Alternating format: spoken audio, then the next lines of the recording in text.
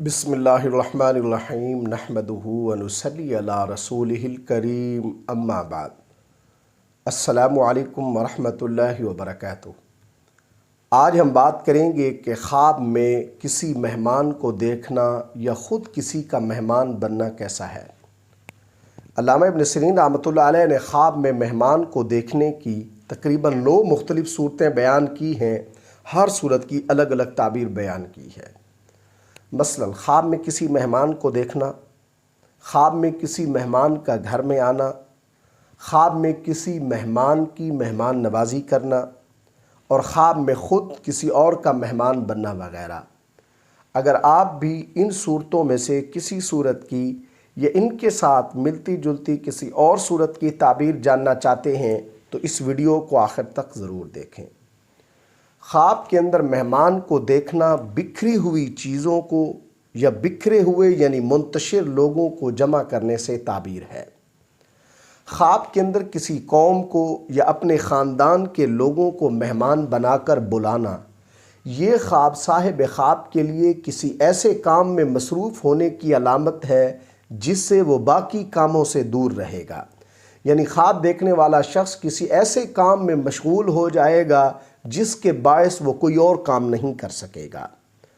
خواب کے اندر کسی باغ میں مہمان بن کر جانا، یہ خواب صاحب خواب کے لیے جہاد پر جانے اور شہادت کا رتبہ پانے سے تعبیر ہے۔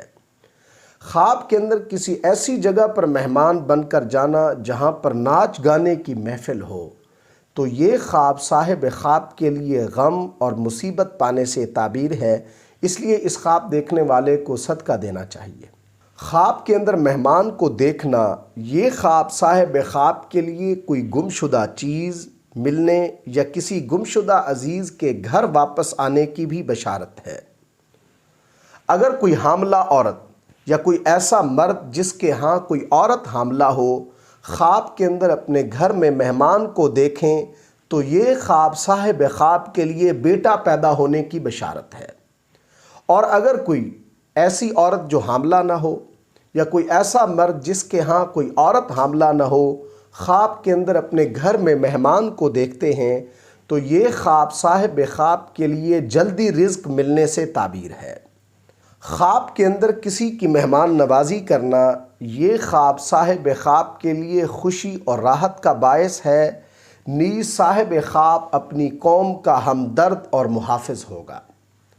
خواب کے اندر کسی اور کا مہمان بن کر جانا، یہ خواب صاحب خواب کے لیے کسی عزیز، کسی قریبی رشتہ دار یا ہمدرد سے فائدہ حاصل ہونے، صاحب خواب کا مالدار ہونے اور عزت پانے سے تعبیر ہے۔ اللہ تبارک و تعالیٰ سے دعا ہے کہ ہمارے لیے ہمارے خوابوں کو باعث رحمت اور برکت بنائیں۔ السلام علیکم ورحمۃ اللہ وبرکاتہ۔